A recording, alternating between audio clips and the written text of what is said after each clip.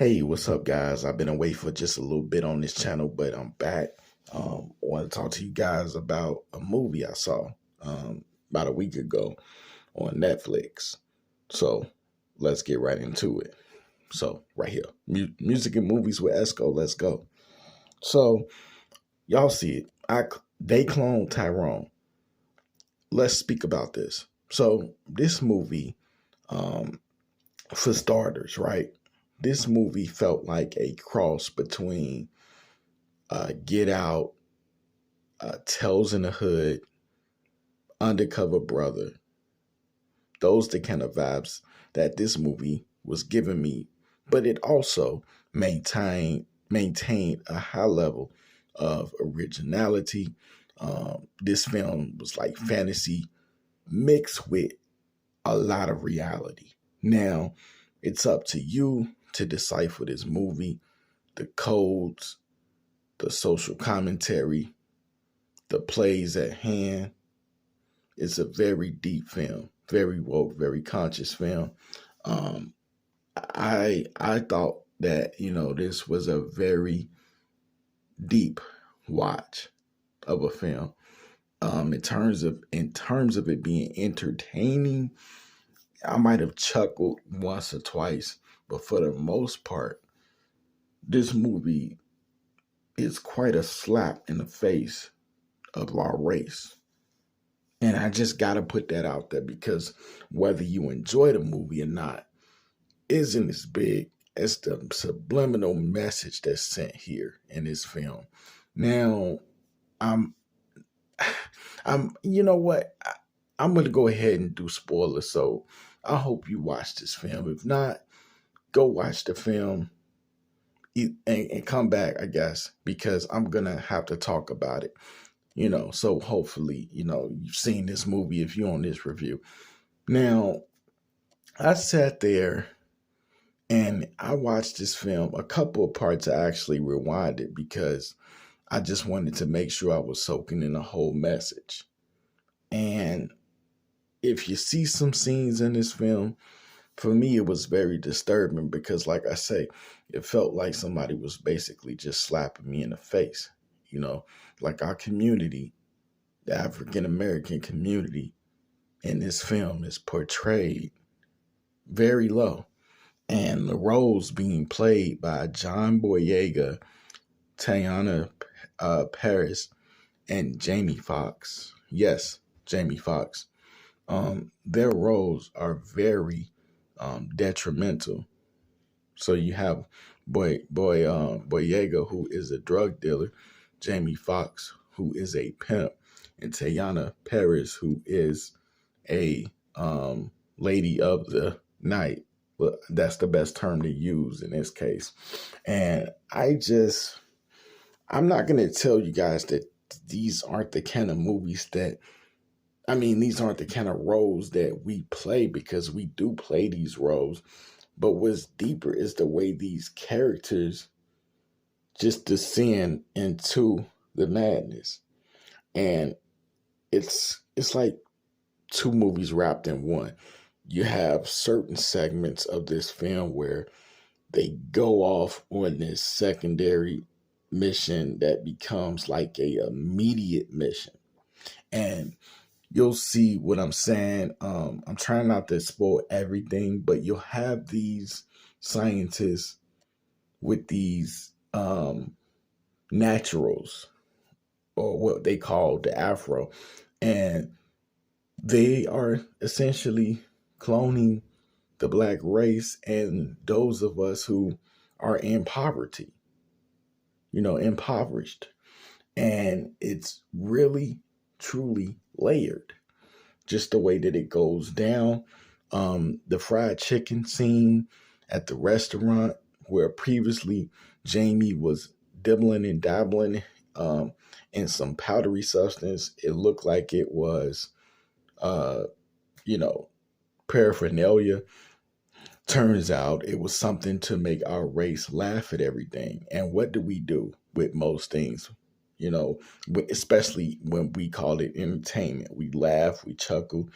Well, it's really not too much to laugh and chuckle about. The powder substance in this movie keeps us laughing. So they were putting it in the food, in the fried chicken at a restaurant that would have been similar to like a Popeyes or a Church's. And, it just had everybody in a, uproar, gut busting laughter. And I said, wow, look at that. One of the biggest scenes in this movie that stuck out to me was the club scene where they were playing music to show how our communities get put into a trance by the music. And music is a extremely very effective tool used to control. So I was actually somewhat terrified to see this scene and just have to understand it, because I did understand it, but to actually in some way embrace it and say, yeah, they are 110% right. You're dancing in a club. The music takes you over. It's not going to be the best of music. And then they had the other scene where I told you guys that they found the trap house. Well, inside the trap house, it led down to like the scientist labs where they were cloned. And they were playing this volatile music, kill B, kill N, and yeah, so the music scenes were just really intense. There's a whole lot of behind the messages scenes in this film. The church scene was another one. Just totally showed me so much. And if you were watching this and you were really truly watching, your eyes was awakened to what you saw, not just what they laid in front of you. Now, if you were just sitting there watching whatever you thought you saw, or you were in this for entertainment, or you wanted to, see, okay, Jamie's going to make me laugh. What's the main character going to be like? This movie is packed with a really alarming message. And the ending is also very much a head scratcher. But as I continue to watch this movie, I saw it a second time. I seen even more than I did the first time. If you just want to know how our race basically just gets torn down, watch this film. Now, I say it's fantasy mixed with reality because um, I will say this before I say that. The first half of the film trumps the second slightly. The first half of the film had more time to build. It felt like in the second act of the movie, they were attempting to kind of rush things along slightly. The pre-ending, like right before the ending, could have used a little bit more of a better conclusion to it. But ultimately, the wrapping, the ending of the film, the way it ended did its part. But for the most part, guys, this movie, I don't know what I would score it. I just don't. I don't know how many stars I would give it because I wasn't watching from an entertainment point of view, And so that makes it really hard for me to score this film. It really does. And I might just have to say NA. I might just have to go ahead and say, not applicable, because I don't really know how to score the film. And what I was gonna say before I close this video out is the fantasy line between the reality.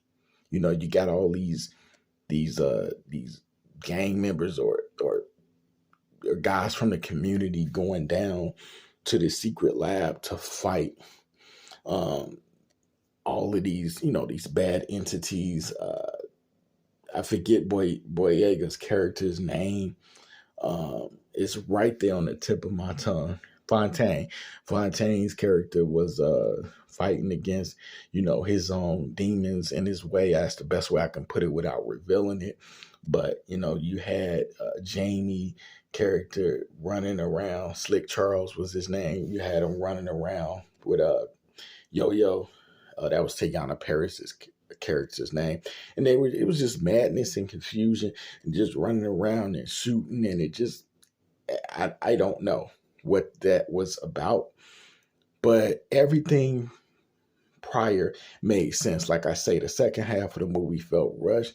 The Keither Sutherland, his selection as uh, one of the bad guys in this film was another interesting take to me, because he played the vice president in a show, and he took on the role um, after the president in that show, something happened to him or whatever. I forget what that show is called, but it's interesting, weird, odd they would have Keith Sutherland playing this role now, um, in the event that I saw him in the show where he took over things, as the leader of the country. So it just felt, certain angles felt really strange. And all in all, I would recommend you to watch this movie if you just want to see how they, how they do us, how we've been done. And, if nothing else, you guys will definitely feel like if you're open and in tune with yourself, you will definitely see, and you will be able to pinpoint and see just how our communities, are basically in revolt, struggling in so many aspects of life. And a lot of it is what is placed in front of us, as just human beings. They had the hair grease, chicken grease, or the chicken, so to speak, the music, Before I go, because I'm about to go, the most powerful scene to me is when they were being chased and they were attempting to get away. And it was like a Michael Jackson Thriller video scene, and they were being chased by all of these people, Slick Charles Fontaine and Yo-Yo. They were being chased into the middle of nowhere, and all of the people just instantly stopped. And that, to me, that said a whole lot. A whole lot. And also, there was the scene where the mother, Fontaine, would speak to his mother every day, and he would say, do you need anything? Do you want some food? And she would always say like the same similar things, and it would turn out that, she was saying like, oh, I'm watching TV, I'm fine. Turns out it was like a recording.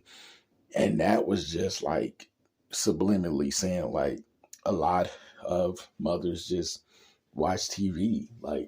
Like the Friday Mother with Chris Tucker, like she didn't do anything. And Chris Tucker's character, Smokey, was like, would you get off your, and do something around here? And it's just so many subliminal messages. So definitely check out the film. Definitely watch it and let me know what you think about They Clone Tyrone. But I can't score the film. And with that being said, guys, I'm going to go ahead and get up out of here. This is Esco.